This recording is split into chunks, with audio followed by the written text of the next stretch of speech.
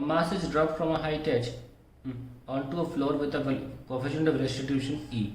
Find the height to which it will go after n collisions. तो मान लेते हैं ये किसी h हाइट से नीचे गिरती है और टकराती वेलोसिटी v से है, और जो v वेलोसिटी वो आसानी से निकाल सकते हैं √2gh। भूलने वाली बात नहीं है, बचपन से करते आ रहे हैं।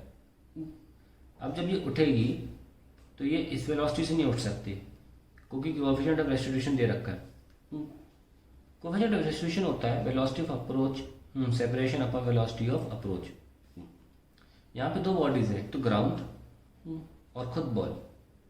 ग्राउंड की वेलोसिटी 0 है तो यह जाएगा v। मान लीजिए वेलोसिटी सेपरेशन क्या हुआ, जिस वेलोसिटी से उठ रही है ना, तो किसी मान लेते हैं गिरती u वेलोसिटी से है, और या यू कहिए v लिख लो, कोई टेंशन नहीं, उठती v1 से। इससे नंबरिंग भी आ जाएगी कि पहला बाउंस में हम v1 लगा रहे हैं, फर्स्ट बाउंस में वेलोसिटी v1 है। तो v1 सेपरेशन वेलोसिटी है, ग्राउंड की वेलोसिटी 0 है, अप्रोच वेलोसिटी v है, और ग्राउंड की वेलोसिटी जिसको अप्रोच कर रहे हैं वो 0। तो अल्टीमेटली e आ जाएगा v1 अपॉन v। तो v1 will be e times of v, है ना। तो ये हमारी वेलोसिटी होगी जो जिससे बॉल ऊपर उठेगी, और इस वेलोसिटी से कितनी हाइट अटेन करेगी ये हमको निकालना है। Let us see how we can calculate. Very simple, कि इसके पास कुछ काइनेटिक एनर्जी है, वो कन्वर्ट होगी according to conservation of energy. जो भी काइनेटिक एनर्जी बॉल के पास टिप्पे के बाद जो वेलोसिटी इसके कारण है वो पोटेंशियल एनर्जी में कन्वर्ट होगी। तो half m v1 square is equals to mgh1। पहले बाउंस के बाद हम हाइट को h1 मान लेते हैं, ठीक है। तो हमारा mm कैंसिल हो जाता है और अल्टीमेटली h1 आ जाता है v1 स्क्वायर बाय 2g। और v1 स्क्वायर को अगर हम सॉल्व करके लिखें तो आ जाएगा e square v square by 2g। और अगर हम v स्क्वायर को सॉल्व करें जो कि 2gh के बराबर है, तो आंसर आ जाएगा h1 e स्क्वायर h। ठीक है, ये पहले बाउंस के बाद हुआ है। किसके बाद हुआ है? फर्स्ट बाउंस के बाद। अब पेज ले लेते हैं।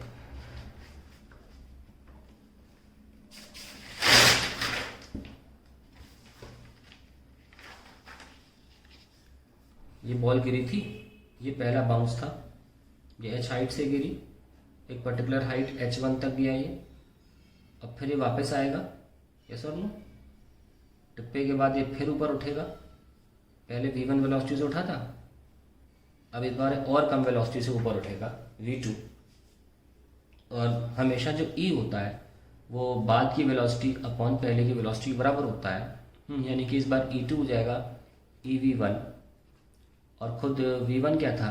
e times of v। So velocity हो जाएगी e स्क्वायर v, कैसा होगा। और इस बार क्या होगा? फिर से काइनेटिक एनर्जी को हम पोटेंशियल एनर्जी में कन्वर्ट करेंगे। Half m v2 square is equals to mgh2 cancel, और हमारे पास h2 जो आ जाएगा वो आ जाएगा v2 स्क्वायर बाय 2g।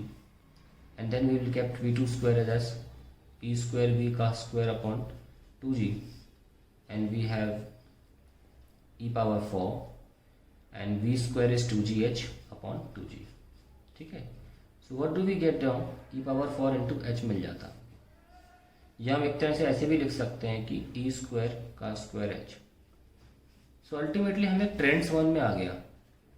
पहले बाउंस के बाद, फर्स्ट बाउंस के बाद हमारी जो हाइट थी वो e स्क्वायर h थी। सेकेंड बाउंस के बाद e स्क्वायर का स्क्वायर h होगी, तो थर्ड बाउंस के बाद क्या होगी? 3h and so on. तो यहाँ nth बाउंस पूछा है तो ऑब्वियसली e2nh होगा। That is a very important expression, you must know. ठीक है, ये पार्ट तो हो गया हमारा, ये आंसर है।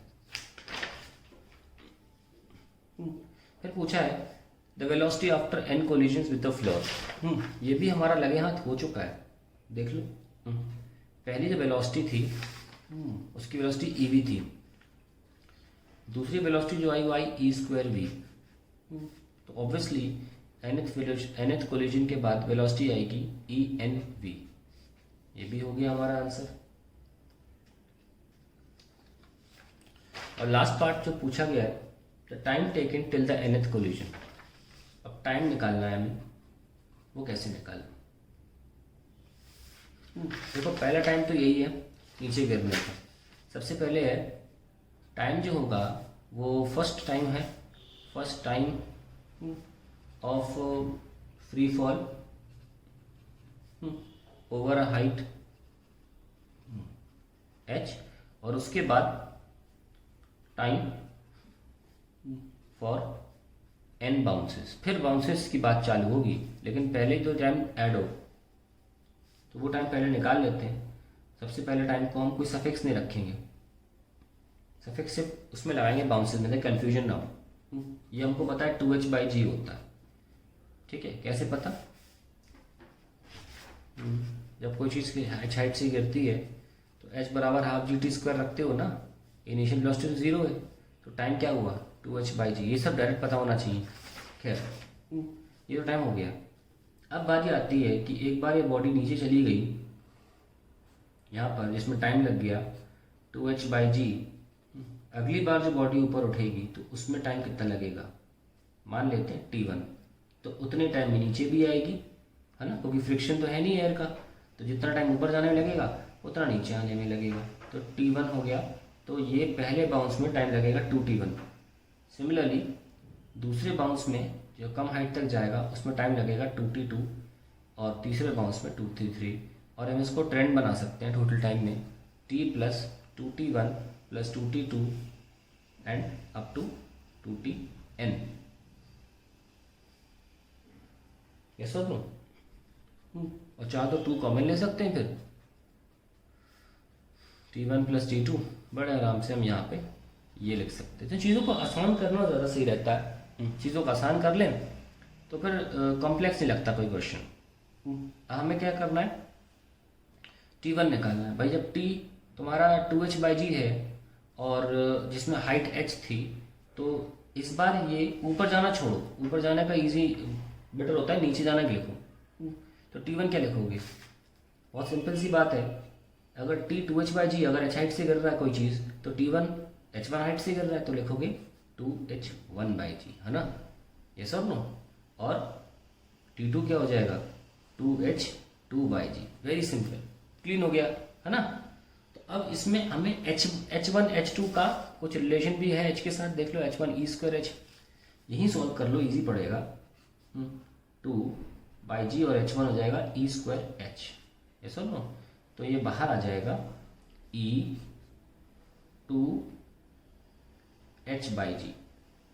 सिमिलरली ये t2 में आ जाएगा 2/g e⁴ h2 क्या था, e⁴h था। देख लो कहाँ लिखा था मैंने,